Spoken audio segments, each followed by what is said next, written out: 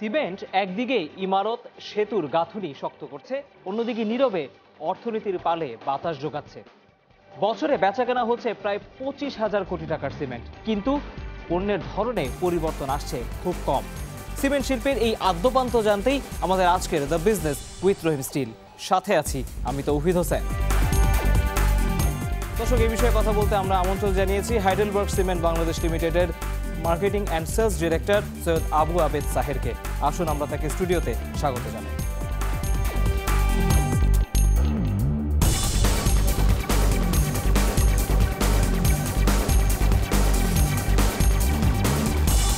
সাহের, আজকে আমরা সিমেন্টের যে বড় একটি বাজার তৈরি হয়েছে, এক ধরনের আমদানি নির্ভর জায়গা থেকে বেরিয়ে আমরা এখন নিজস্ব শিল্প খুব বড় আকারে গিয়েছে এবং ভালো করছে, আমরা সে সম্পর্কে তো আপনার কাছ থেকে জানবো, কিন্তু বিদেশের প্রেক্ষাপট একটা প্রতিবেদন আছে আমাদের হাতে, সেটি দেখে তারপর আমরা আলোচনায় ফিরবো। দর্শক, আমরা সেই প্রতিবেদনটি আগে দেখে নিতে চাই।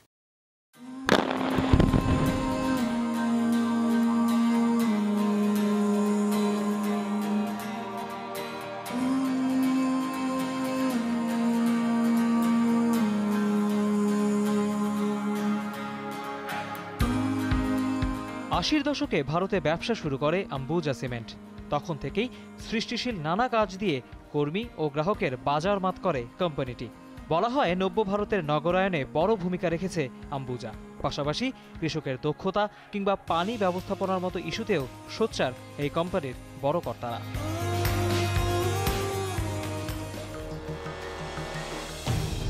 সিমেন্ট কারখানায় বড় মাথা ব্যথা দুর্ঘটনা, এমন ভয়াবহ অভিজ্ঞতা দেখতে হয়েছে আম্বুজাকেও। প্রাণ গেছে দক্ষ শ্রমিকের, আন্দোলনের ফলে উৎপাদন বন্ধ ছিল একাধিকবার।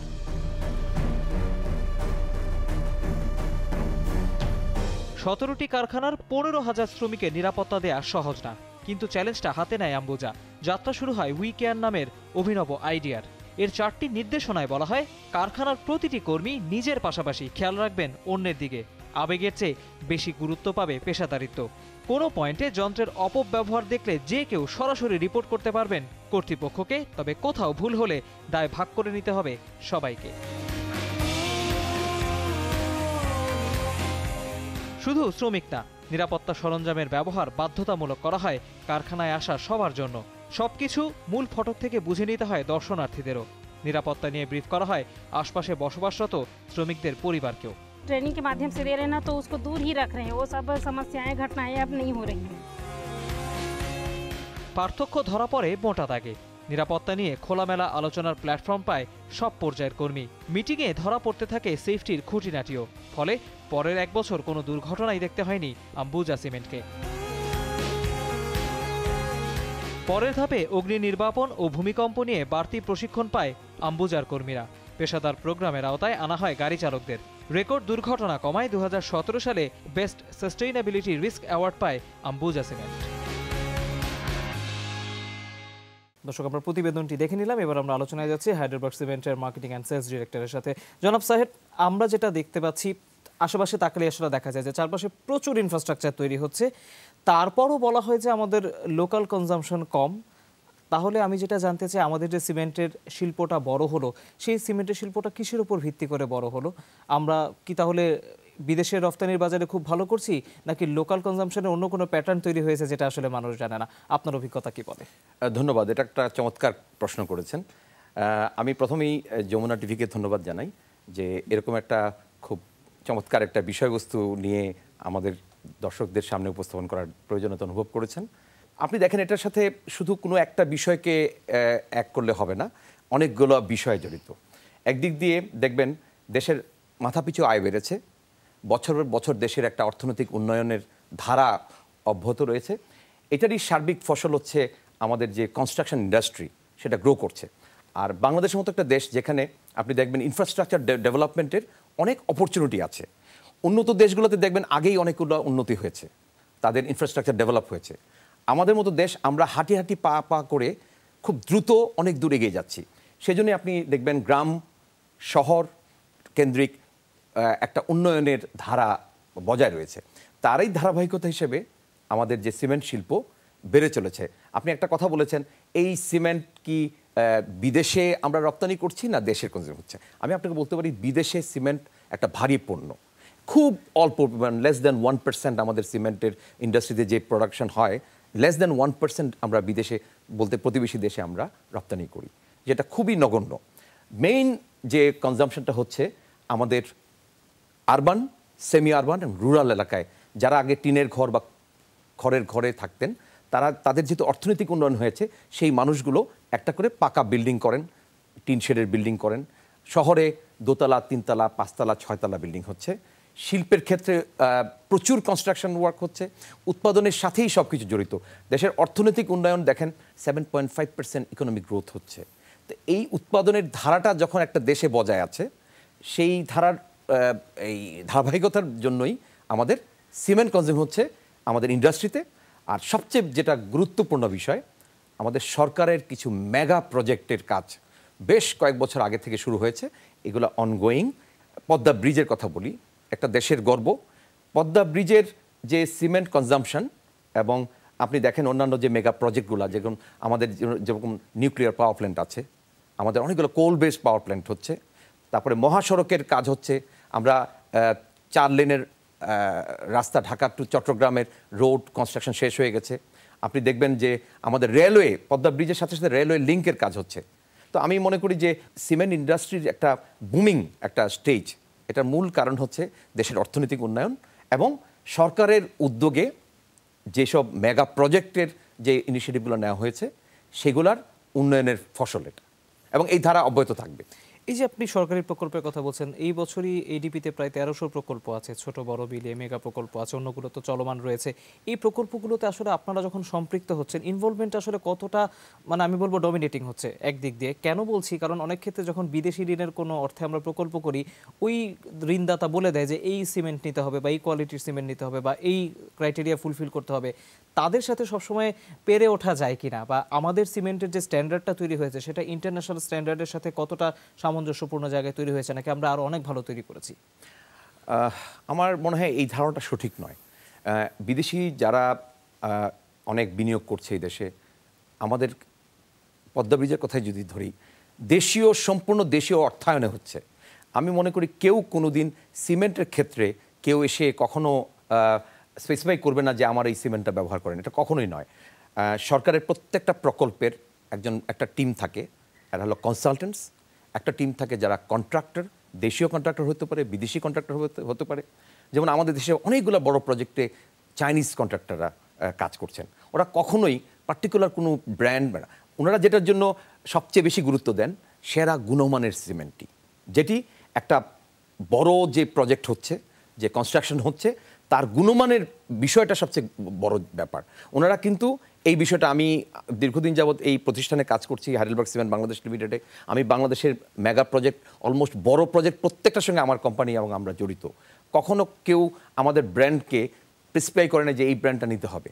হ্যাঁ, সরকার অনেক ক্ষেত্রে দামি ব্র্যান্ডকেও প্রিফারেন্স দিচ্ছেন। কি কারণে? গুণমানের জন্য।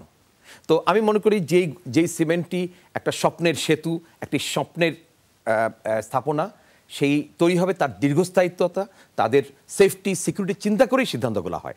কারো অনুরোধে, কারো চাপে এই ধরনের কোনো সিদ্ধান্ত হয় বলে আমার জানা নেই। আমার মনে হয় এটা হয় না। বাংলাদেশে যখন আপনারা ব্যবসা করছেন, তখন বিভিন্ন সময়ে যখন আমরা অনেকের সাথে কথা বলি, বলে যে সিমেন্টের উৎপাদনে বড় জায়গা হচ্ছে বন্দরে জটিলতা থাকে, ক্লিংকার আমদানির একটা বড় ধরনের চ্যালেঞ্জ রয়েছে বাংলাদেশে, আমাদের ডলারের দাম ওঠানামা করে অনেক, সব মিলিয়ে আসলে কস্ট সিমেন্ট উৎপাদনে, সেটা বাজারের চাহিদার সাথে মিলিয়ে মেনটেন করা খুব টাফ। আপনারা কি আসলে এই ধরনের কোনো চ্যালেঞ্জ ফিল করছেন কিনা? সিমেন্ট শিল্প পরিচালনার ক্ষেত্রে আপনারা আসলে চ্যালেঞ্জ কি ফিল করছেন, যেটা আসলে সমাধান হওয়া দরকার? যে কোনো শিল্পেরই কিছু অপরচুনিটিস আছে আর কিছু চ্যালেঞ্জেস থাকবেই। আসলে সিমেন্ট এমন একটা পণ্য যেটা কাঁচামাল, বেশিরভাগ কাঁচামাল বা র মেটেরিয়ালস বাইরে থেকে আমদানি করতে হয়। এর মধ্যে আপনি উল্লেখ করে ফেলেছেন যে ক্লিংকার হচ্ছে সিমেন্ট উৎপাদনের একটা মূল র মেটেরিয়াল। তার সাথে অন্যান্য র মেটেরিয়াল আছে, যেমন স্ল্যাগ আছে, ফ্লাই অ্যাশ আছে, জিপসাম আছে, লাইমস্টোন আছে।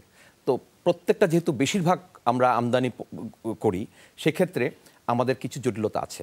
একটা হচ্ছে যেটা আপনি উল্লেখ করেছেন, একটা ডলার বাংলাদেশি টাকার সাথে এক্সচেঞ্জ রেট।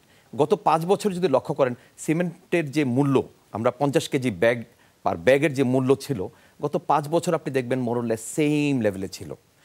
কারণ ক্লিংকার আমদানির ক্ষেত্রে আমাদের একটা সহনীয় দামের ভিতরে ছিল, কিন্তু গত বছর থেকে এখন পর্যন্ত ক্লিংকারের একটা উচ্চ মূল্য লক্ষ্য করা গেছে। তার একটা বাস্তব কারণ হচ্ছে চীন ছিল ক্লিংকার আমদানির একটা মূল উৎস ছিল। বেশিরভাগ সিমেন্ট ক্লিংকার আমদানি হতো চীন থেকে।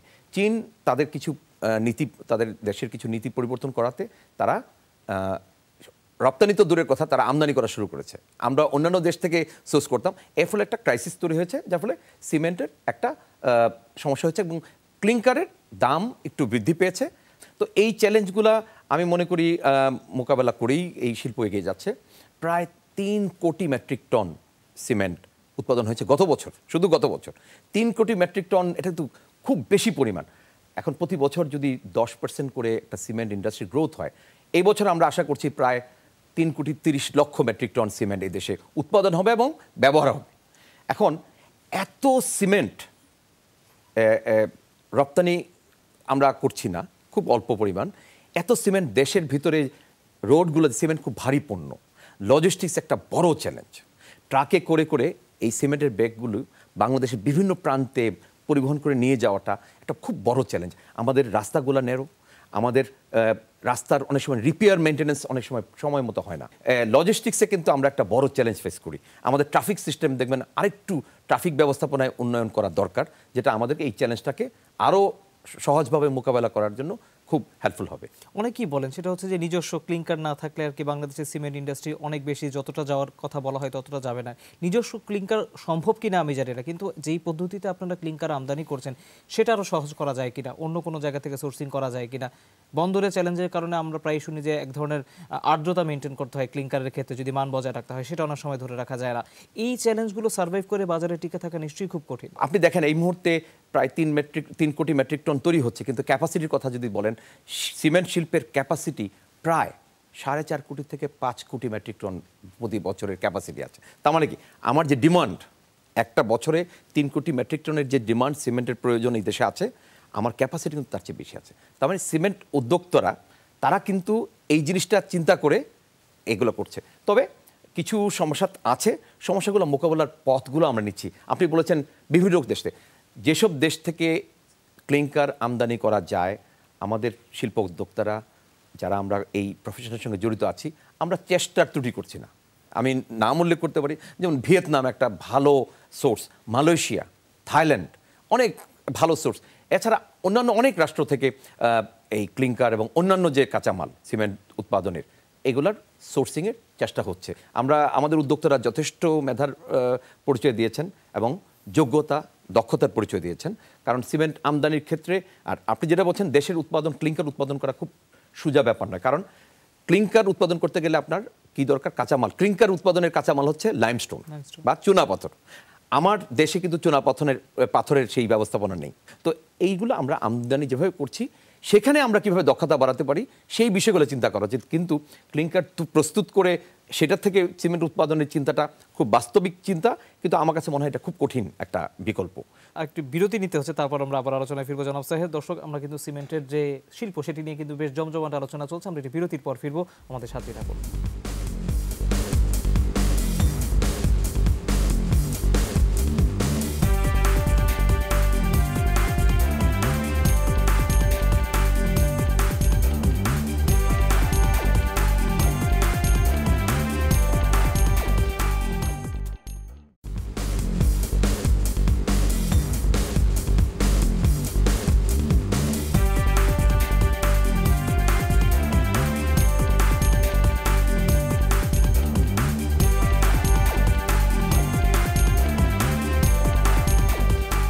আরেকবার স্বাগত। আপনারা দেখছেন the business with Rahim still. আলোচনা চলছে সিমেন্ট শিল্প নিয়ে। স্টুডিওতে আছেন হাইডেলবার্গ সিমেন্ট বাংলাদেশের marketing and sales director Syed Abu Abed Saher.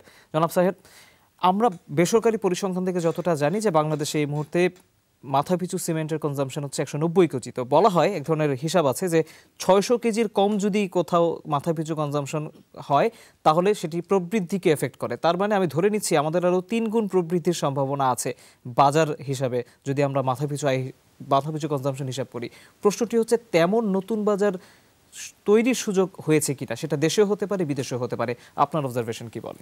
আপনি চমৎকার একটা তথ্য দিয়েছেন যে মাথাপিছু সিমেন্টের কনজাম্পশন এখন বছরে 190 কিলোগ্রাম। এটা আপনি যদি প্রতিবেশী দেশগুলোর দিকে তাকান, আমাদের এই প্রতিবেশী ভারতে এটা 330 কেজি মাথাপিছু, আবার শ্রীলঙ্কা এটা 340 কেজি মাথাপিছু। তো সেই তুলনায় বাংলাদেশে 190 কেজি একটু আগে উল্লেখ করেছেন, যেটা কম। এটা আসলে একটা থাম্ব রুল আছে যে একটা দেশ উৎপাদনের একটা 600 কেজি পর্যন্ত মাথাপিছু সিমেন্টের কনজাম্পশন যখন যাবে, তখন গ্রোথটা আস্তে আস্তে স্থিতি হয়ে যাবে। তো এ থেকে বোঝা যায়, আপনি সঠিকভাবে বলেছেন যে এখনও 3 গুণ 4 গুণ আমাদের যে এখন যা আছে তার থেকে ইনফ্রাস্ট্রাকচার ডেভেলপমেন্টের সুযোগ আছে, যেটা আমি মনে করি আপনি যদি টাইমের হিসাব করেন পরবর্তী 10 থেকে 15 বছর এইভাবে তার চেয়ে দ্রুত গতিতে দেশের উৎপাদন, বিশেষ করে কনস্ট্রাকশন সেক্টর গ্রো করবে। এবং এই গ্রো করার ক্ষেত্রে আপনি যেটা বলেছেন যে আমাদের কোথায় কোথায় অপরচুনিটি আছে, একটু আগে আপনি 7 সিস্টারের কথা বলেছেন যে আমরা যে ভারতের ত্রিপুরা রাজ্যের আমরা আগরতলা দিয়ে যেসব সিমেন্ট আমরা রপ্তানি করি, রপ্তানির ক্ষেত্রে একটা বিষয় খুব বেশি মনে রাখতে হবে।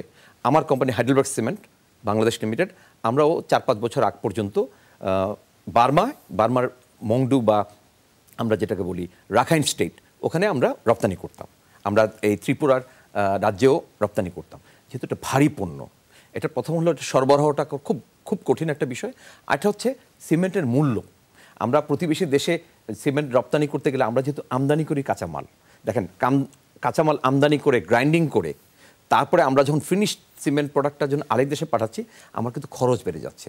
সেক্ষেত্রে প্রাইসের একটা মূল্যের একটা ব্যাপার আছে। তো সিমেন্ট যেহেতু ভারী পণ্য, এটার উৎপাদনের সম্ভাবনা আমি খুব একটা দেখছি না। অনেক কোম্পানি তারা সিমেন্ট আগে রপ্তানি করতো, এখন তো অনেকেই করে না। এখন 2-1টা কোম্পানি তারা খুব স্বল্প পরিমাণ সিমেন্ট রপ্তানি করছে। সো আপনি বলেছেন উজ্জ্বল সম্ভাবনাটা কোথায় সিমেন্ট সেক্টরের, আমি মনে করি আমার দেশেই।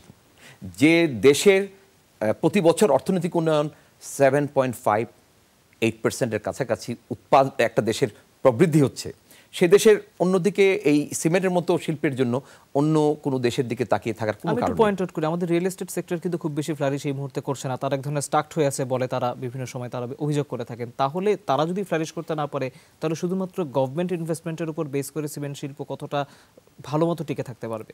এটা একটা চমৎকার দিক উল্লেখ করেছেন। রিয়েল এস্টেট সেক্টরের বিভিন্ন ধরনের সমস্যা আছে, আমি সেই সমস্যাগুলোতে আজকে না যাই। কিন্তু রিয়েল এস্টেটের কিন্তু ভূমিকা সিমেন্ট ইন্ডাস্ট্রিতে খুবই অল্প। আমি যদি পার্সেন্টেজে বলি, ইট ইজ নট মোর দেন 4-5%। তো আমাদের সিমেন্ট শিল্পের মূল জায়গাটা হচ্ছে আমাদের যারা সাধারণ ভোক্তা, যারা সেমি আরবান এবং রুরাল এরিয়াতে যেসব জনগণ বাস করেন, তাদের যে হাউস হোল্ড, তারা যে বাড়িগুলো তৈরি করছেন, ইমারত তৈরি করছেন, সেটা হচ্ছে মূল জায়গা যেখানে আমাদের সিমেন্ট শিল্পের সিমেন্ট যাচ্ছে। আর দ্বিতীয়টা হচ্ছে গভর্নমেন্ট, আপনি যেটা বলছেন সরকারি যে স্থাপনাগুলা, যে ইনফ্রাস্ট্রাকচার প্রজেক্টগুলা, সেই প্রজেক্টগুলোর আস্তে আস্তে বেড়ে চলেছে। কয়েক বছর আগে ছিল 10% সিমেন্ট শিল্পের কনজাম্পশন, এখন আমার জানা মতে 30 থেকে 35% সরকারি স্থাপনা থেকে এটার উৎপাদন, সিমেন্টের উৎপাদনগুলো কনজিউম হয়। তো সেক্ষেত্রে আমাদের মূল সেক্টরগুলো হচ্ছে, একটা হচ্ছে আমাদের যারা সাধারণ জনগণ, তারা যে নিজেরা বাড়ি নির্মাণ করছেন, সেটা একটা সেক্টর সবচেয়ে বড়। এরপর হচ্ছে গভর্নমেন্ট প্রজেক্ট, তারপর কিছু ইন্ডাস্ট্রিজ এবং কিছু কনস্ট্রাকশন, আরএমসির কিছু প্রজেক্টে আমরা সিমেন্ট দিচ্ছি। তো সেক্ষেত্রে আমি মনে করি যে সিমেন্ট উৎপাদন করে রপ্তানি করার যে একটা ভবিষ্যৎ, এইটা আমি খুব একটা দেখছি না। এটা প্রয়োজনীয়তা তেমন নাই, কারণ আপনাকে ব্যবসায়ীরা প্রফিটের জন্য ব্যবসা করেন, লাভের জন্য ব্যবসা করেন। এক্সপোর্টে ভারী পণ্য হওয়াতে এটা এক্সপোর্ট করে অন্য দেশে পৌঁছানোর পর যে পরিমাণ টাকা আমরা লাভ করবো, এটা খুবই খুবই নগণ্য। হ্যাঁ, সেই দিক থেকে আমাদের রপ্তানির কোনো উজ্জ্বল ভবিষ্যৎ আমি দেখছি না। বাট আমাদের দেশীয় যে কনজাম্পশন, দেশের যে ব্যবহার, সেটার একটা, আমি একটু আগে উল্লেখ করেছি, আমাদের পরবর্তী 10 থেকে 15 বছর একটা উজ্জ্বল সম্ভাবনা আমার দেশের নিজস্ব আমাদের যে কনজাম্পশন। আমার একটা কৌতূহলের জায়গা আছে, সবাই কেন এত বেশি পোর্টল্যান্ড সিমেন্ট উৎপাদন করে, অন্যগুলো করে না? কারণ ভারতে দেখছি আমরা এখন অন্য টাইপের সিমেন্টের ব্যবহার শুরু হয়েছে। আপনারাও যখন আপনাদের 240তম বার্ষিক সভায় আপনারা সিদ্ধান্ত নিয়েছিলেন যে আপনারা পোর্টল্যান্ড সিমেন্টের উৎপাদনের যে সক্ষমতা কাজপুর প্ল্যান্টে, আপনারা সেটা আরও বাড়াতে চান। অন্য টাইপের সিমেন্টগুলো কেন বাংলাদেশে ব্যবহার হয় না? সেটা কি চাহিদা নেই, নাকি আমাদের আরও অন্য জায়গায় আসলে ঘাটতি রয়ে গেছে প্রযুক্তিগত, যেটা এখন আমাদের সমাধান করতে হবে? আসলে আপনি যেটা বলেছেন, পোর্টল্যান্ড সিমেন্ট 2 ধরনের সিমেন্ট। আমি বলবো 2 ধরনের সিমেন্ট যেটা আমাদের বাজারে সর্বাধিক যে সিমেন্টটা ব্যবহৃত হয়, এটার নাম হচ্ছে পোর্টল্যান্ড কম্পোজিট সিমেন্ট। আমি জানি না আপনি কোন পোর্টল্যান্ড সিমেন্ট করেছেন। আরেকটা হচ্ছে অর্ডিনারি পোর্টল্যান্ড সিমেন্ট। এখন দেখেন, অর্ডিনারি পোর্টল্যান্ড সিমেন্ট হিস্ট্রিক্যালি এই দেশে সবচেয়ে বেশি ব্যবহৃত হতো। ওপিসি আমরা যেটাকে সংক্ষেপে বলি, ওপিসি। অর্ডিনারি পোর্টল্যান্ড সিমেন্টের সবচেয়ে বড় উল্লেখযোগ্য দিক হচ্ছে প্রায় 95% প্লাস পার্সেন্টেজ অফ ক্লিংকার ওটাতে ব্যবহৃত হতো। আর আমরা পরবর্তীতে 2003 সালে বিএসটিআই তাদের উদ্যোগে যে আমরা ব্ল্যান্ডেড সিমেন্টের যে একটা নতুন প্রচলন শুরু হয়েছে, এটার নাম হচ্ছে পিসিসি, পোর্টল্যান্ড কম্পোজিট সিমেন্ট। এই পোর্টল্যান্ড কম্পোজিট সিমেন্ট কিন্তু একসময় এই দেশে 2003 সালের আগে ব্যবহৃত হতো না। এখন প্রায় 95% পোর্টল্যান্ড কম্পোজিট সিমেন্ট আমাদের বিভিন্ন স্থাপনায় ব্যবহৃত হচ্ছে, যেটা ক্লিংকার পার্সেন্টেজ এটার মধ্যে কম, কিন্তু যদি আপনি দীর্ঘস্থায়িত্বের কথা চিন্তা করেন, ডিউরেবিলিটির কথা চিন্তা করেন, সেক্ষেত্রে কিন্তু ওপিসি অ্যান্ড পিসিসির সমান কোনো ক্ষেত্রে কোনো স্টাডিতে ব্ল্যান্ডেড সিমেন্টের ডিউরেবিলিটি, দীর্ঘস্থায়িত্বের দিক থেকে অনেক শক্তিশালী প্রমাণ পাওয়া গেছে। তো আমি মনে করি যে আমরা যেটা বার্ষিক সাধারণ সভায় যেটা উল্লেখ করেছি, আমরা পিসিসির উৎপাদন বাড়িয়েছি, সাথে সাথে অটোমেটিক্যালি অর্ডিনারি পোর্টল্যান্ড সিমেন্টও। অর্ডিনারি পোর্টল্যান্ড সিমেন্ট কিন্তু আমাদের মেগা বড় প্রজেক্টগুলো ছাড়া খুব কম ব্যবহার হয়। অনেক বড় বড় প্রজেক্টে কনসালটেন্টরা তারা যখন নির্ধারণ করে যে না এখানে ওপিসি প্রোডাক্ট বা অর্ডিনারি পোর্টল্যান্ড সিমেন্ট দিতে হবে, আমরা তখন পোর্টল্যান্ড সিমেন্ট দিই। কোনো কোম্পানি আমরা দেখেছি বাজারেও কিছু খুব স্বল্প পরিমাণ অর্ডিনারি পোর্টল্যান্ড সিমেন্ট দিচ্ছে। আমি এর প্রয়োজনীয়তা খুব একটা মনে করি না। আপনি একটু আগে উল্লেখ করেছেন আমাদের প্রতিবেশী দেশ ভারতে কিন্তু পোর্টল্যান্ড কম্পোজিট সিমেন্টের ব্যবহার বেড়েছে। আর আপনি যদি ডেভেলপড কান্ট্রির কথা বলেন, আপনি যদি যুক্তরাষ্ট্র এবং ইউরোপের বিভিন্ন দেশের কথা চিন্তা করেন, তারা কিন্তু পোর্টল্যান্ড কম্পোজিট সিমেন্ট ব্যবহার করে। এটা কারণ হচ্ছে ব্ল্যান্ডেড সিমেন্টের একসময় প্রচলন ছিল না, বাট এই ব্ল্যান্ডেড সিমেন্ট সেটা কিন্তু স্থায়িত্বের দিক থেকে, খরচের দিক থেকে অনেক বড় ফল নিয়ে আসে। আমাদের মতো দেশে যেহেতু আমরা খুব বড় বাজেট নিয়ে কোনো কাজ শুরু করি না, বিশেষ করে আমাদের যারা হাউস হোল্ড কাস্টমার আছেন ওনাদের খুব বড় বাজেট নিয়ে কাজ শুরু করেন না, সেক্ষেত্রে পোর্টল্যান্ড কম্পোজিট সিমেন্ট একটা রাইট ফিট। আমার দৃষ্টিতে মনে হয় যে পোর্টল্যান্ড কম্পোজিট সিমেন্ট যেটা ব্ল্যান্ডেড সিমেন্ট, এটার দীর্ঘস্থায়িত্বের ক্ষমতা এবং সিমেন্ট উন্নত বিষয় এটা ব্যবহার হচ্ছে। তো এই ক্ষেত্রে আরেকটা প্রসঙ্গ যদি আপনি আমাকে অনুমতি দেন উল্লেখ করতে পারি, আমাদের দেশের প্রধানমন্ত্রী উনি বেশ কয়েক বছর উল্লেখ করেছেন যে দেশের বিভিন্ন মহাসড়ক বা ইনফ্রাস্ট্রাকচার, রাস্তাগুলো বিশেষ করে রোডগুলা আরসিসি রোড হবে, হ্যাঁ, রিএনফোর্সমেন্ট কনক্রিট যেটা আমরা বলি সেটা ইউজ হবে। কিন্তু এখনও দেখছি আমরা পিচ ঢালা রাস্তা বা বিটুমিনের রাস্তা হচ্ছে। এটার একটা অসুবিধা হলো ইনিশিয়ালি হয়তো খরচ কম, কিন্তু দেখবেন পানি হচ্ছে বিটুমিন বা পিচ ঢালা রাস্তার সবচেয়ে বড় শত্রু। আর আমার দেশ তো বৃষ্টির দেশ, পানির দেশ, সেখানে দেখবেন প্রতি বছরই এই রাস্তাগুলো নষ্ট হয়ে যাচ্ছে। তা আমি একটা জিনিস আপনার এই অনুষ্ঠানে আসার সুবাদে এই সুযোগ নিতে চাই। আমি অনেকের প্রধানমন্ত্রী যে ঘোষণাটা দিয়েছিলেন এটার বাস্তবায়ন কোনো ক্ষেত্রে হচ্ছে, কিন্তু এটার যাতে আরও বড় বাসেন উন্নত বিশ্বে আপনি দেখবেন পিচ ঢালা রাস্তার প্রচলন কমে গেছে। আমার মতো দেশে যেখানে বৃষ্টিবহুল একটা দেশ, সেখানে অবশ্যই আরসিসির রাস্তা হওয়া উচিত, মানে যেটা রিএনফোর্সমেন্ট কনক্রিট বলি আমরা, সেটার রাস্তা হওয়া উচিত, যেটার হয়তো ইনিশিয়াল খরচ বেশি কিন্তু দীর্ঘস্থায়ী রোড করবে, আপনার বছরের বছর আপনাকে মেনটেন্যান্সের দরকার হবে না।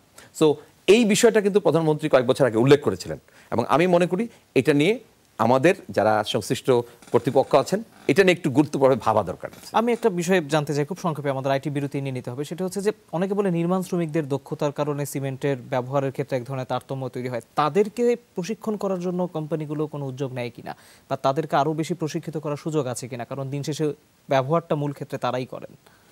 চমৎকার একটা প্রশ্ন করেছেন। এই বিষয়টা আসলে খুব একটা উল্লেখযোগ্য একটা বিষয়। সবচেয়ে গুরুত্বপূর্ণ হচ্ছে এই নির্মাণ শ্রমিকরা বেশিরভাগই অশিক্ষিত বা অর্ধশিক্ষিত, তাদেরকে কিছু ট্রেনিংয়ের প্রয়োজন। বিশেষ করে এটার প্রয়োগ নয়, আমি গুরুত্ব আরোপ করব তাদের সেফটি সিকিউরিটি। প্রচুর নির্মাণ শ্রমিক এই কনস্ট্রাকশনের কাজ করতে গিয়ে দুর্ঘটনার শিকার হন, কারো মৃত্যুর দিকে ধাবিত হন। তো আমি মনে করি যে এই ক্ষেত্রে বিভিন্ন যারা প্রতিষ্ঠান বা আমরা কোম্পানি যারা আছি, আমাদের দায়িত্ব এটা। আমার কোম্পানি আমি বলতে পারি আমরা প্রচুর মেসন্স প্রোগ্রাম করি সারা দেশব্যাপী। একজন নির্মাণ শ্রমিক কাজ করার সময় উঁচু বিল্ডিংয়ে যখন কাজ করেন তাদের কিছু সেফটি সিকিউরিটি মেজার্স নিতে হয়। এই মেজার্সগুলা আমরা পুঙ্খানুপুঙ্খভাবে, আমরা যেহেতু জার্মান বেসড মাল্টিনেশনাল কোম্পানি, আমাদের অভিজ্ঞতা এবং আমাদের সেফটি যে স্ট্যান্ডার্ড ওটা ওনাদেরকে শেয়ার করি এবং এতে করে অনেক ধরনের মেসনদের আমরা ফিডব্যাক পেয়েছি বা রাজমিস্ত্রিরা খুশি হয়েছেন এবং প্রয়োগের ক্ষেত্রেও আমরা আধুনিক যেসব পদ্ধতিগুলো কিভাবে ব্যবহার করা যায় আমরা ওনাদেরকে প্র্যাকটিক্যাল ডেমনস্ট্রেশন আর অডিও ভিজুয়াল টুলের মাধ্যমে ওনাদেরকে সেই প্রশিক্ষণটা দিয়ে থাকি। জনাব সাহেদ, আমাদেরকে আরেকটি বিরতি নিতে হচ্ছে, তারপর আমরা আবারও আলোচনায় ফিরবো। আপনার সম্বন্ধে আমরা জানতে চাই। দর্শক, আমরা কিন্তু আলোচনা চালিয়ে যাব, কিন্তু একটি বিরতির পর আমাদেরকে আবার আমরা ফিডব্যাক পেয়েছি বা রাজমিস্ত্রিরা খুশি হয়েছেন এবং প্রয়োগের ক্ষেত্রেও আমরা আধুনিক যেসব পদ্ধতিগুলো কিভাবে ব্যবহার করা যায় আমরা ওনাদেরকে প্র্যাকটিক্যাল ডেমনস্ট্রেশন আর অডিও ভিজুয়াল টুলের মাধ্যমে ওনাদেরকে সেই প্রশিক্ষণটা দিয়ে থাকি। জনাব সাহেদ, আমাদেরকে আরেকটি বিরতি নিতে হচ্ছে, তারপর আমরা আবারও আলোচনায় ফিরবো। আপনার সম্বন্ধে আমরা জানতে চাই। দর্শক, আমরা কিন্তু আলোচনা চালিয়ে যাব, কিন্তু একটি বিরতির পর আমাদেরকে আবারও ফিরে আসতে হবে। আপনার ততক্ষণ আমাদের সাথেই থাকুন, আমরা ফিরছি।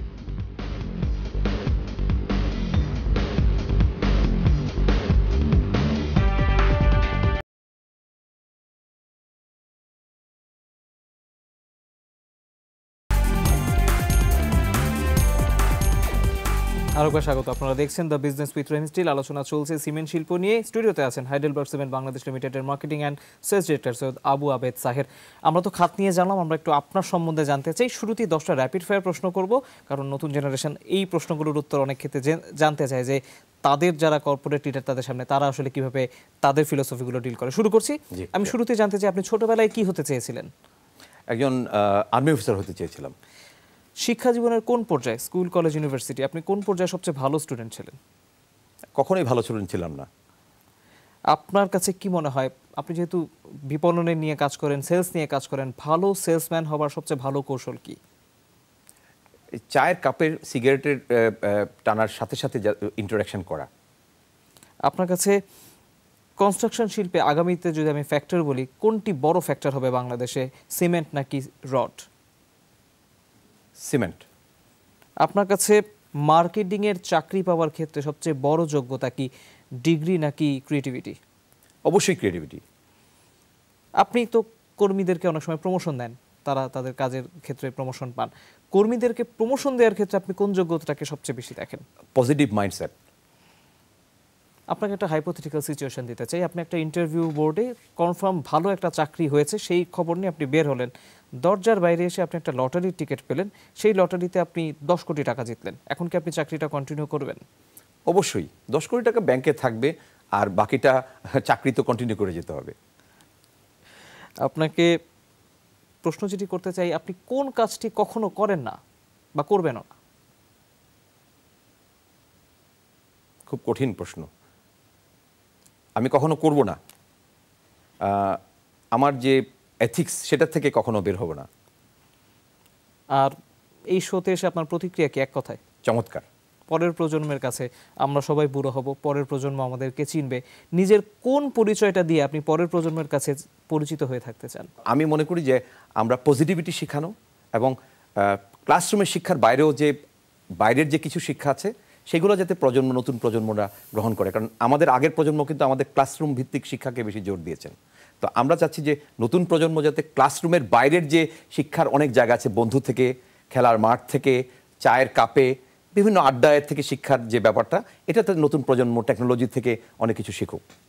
আমরা র্যাপিড ফায়ারের অংশটি শেষ করলাম। এবার আমরা আপনার এই মার্কেটিংয়ের যে অভিজ্ঞতা সেটাকে কাজে লাগিয়ে প্রশ্ন করতে চাই। আমরা একদম অনুষ্ঠানের শেষ পর্যায়ে, যারা নতুনরা এই যে মার্কেটিংয়ে চাকরি করার জন্য বা বিপণন নিয়ে যারা কাজ করতে আসে, তারা এখন তো জব সেক্টরের জন্য তৈরি হচ্ছে, তারা কতটা পারফেক্ট ওয়েতে তৈরি হচ্ছে? যদি কোনো ঘাটতি থেকে থাকে, সেটা কি তাদের অন্য কোথাও ঘাটতি থাকছে নাকি এডুকেশন সিস্টেমে কোনো গলদ আছে? আপনার অবজারভেশন কি? আমি মনে করি এই জেনারেশন তারা কিন্তু নলেজ বেসড জেনারেশন ডেভেলপ হচ্ছে, কারণ আমাদের যে জেনারেশন বা আমাদের আগের যে জেনারেশন ছিলাম, আমরা একটা নলেজ গ্যাদার করতে গেলে আমাদের অনেক কিছুর লিমিটেশন ছিল। এখন কিন্তু ইন্টারনেটের যুগে এই জেনারেশন কিন্তু সহজভাবেই যে কোনো নলেজের দিকে তারা ঢুকে পড়তে পারছে। তো আমি মনে করি যেটা অভাব আমি লক্ষ্য করেছি যে আমাদের আগের জেনারেশন, আমাদের জেনারেশনেও ক্লাসরুম ভিত্তিক যে শিক্ষা, এই শিক্ষাটা কর্পোরেট ওয়ার্ল্ডে খুব প্রয়োজন আছে, কিন্তু তার বাইরের যে বিষয়গুলো, যেমন সোশ্যাল ইন্টারাকশন, ফিটনেস, হ্যাঁ, একটা হাসি, এটা কিন্তু ক্লাসরুমে অনেকে আমরা শেখাই না। হ্যাঁ, অনেক ছেলে মনে করে একটা ইন্টারভিউতে, চাকরির ইন্টারভিউতে কর্পোরেট ওয়ার্ল্ডে মনে করে যে প্রশ্নের উত্তর দিতে পারলেই তার চাকরি হবে। আমি নিজে ব্যক্তিগতভাবে দেখেছি কোনো ক্যান্ডিডেট প্রথম ঢোকার সাথে আমার পছন্দ হয়ে গেছে, আমি কিন্তু তাকে দেখে যে হয়তো বা তার কোনো প্রশ্নের উত্তর না পারলেও আমরাই তাকে সহায়তা করি। একটা ছেলে যদি তাকে প্রস্তুত করে, তাকে চটপটে করে, সে যদি প্রশ্নের উত্তর দিতে পারে কুইকলি, দ্যাটস গুড। তার যদি পড়াশোনার বাইরেও লিডারশিপ ডেভেলপ করে, আমি সবাইকে বলি যে সেলস মার্কেটিংয়ের ক্রিয়েটিভিটি, ইনোভেশন এটা ফিল্ডে পাওয়া যায়। আপনি একজন দোকানদারের কাছে যাবেন, একটা কনস্ট্রাকশন কাজের সাথে যাব, একজন রাজমিস্ত্রির কাছ থেকে আমি অনেক জিনিস শিখতে পারবো, বা একজন খুচরা বিক্রেতার কাছে শিখতে পারবো, যেটা একটা ঢাকা বিশ্ববিদ্যালয়ের আইবি এর একজন গ্র্যাজুয়েট হিসেবে আমার কাছে শেখা যাবে না। সো এটা শেখার জন্য একটাই উপায় হচ্ছে ফিল্ড ওয়ার্ক। আমরা তেমনটি আশা করছি। জনাব স্যার, আমাদের সময় শেষ। আজকে আপনি আমাদেরকে সময় দিয়েছেন, সেজন্য আপনাকে অনেক ধন্যবাদ। দ্য বিজনেসের যে দর্শক আছেন তাদেরকে অনেক ধন্যবাদ।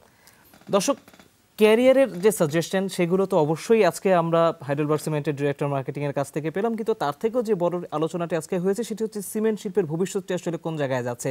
যে শিল্পটি আসলে খুব নীরবে এক ধরনের বিপ্লব বাংলাদেশের অর্থনীতিতে করেছে বলে ধারণা করা হয়, সেই বিপ্লবের পথটি যাতে বন্ধ না হয়, আরও কি কি চ্যালেঞ্জ আছে সেগুলো কিভাবে উতরে যাওয়া যায়, সেই সমাধানগুলো আজকে আমরা আমাদের এই অনুষ্ঠানে নিয়ে আসার চেষ্টা করেছি। আশা করি আপনারা আপনাদের প্রশ্নের উত্তর পেয়েছেন।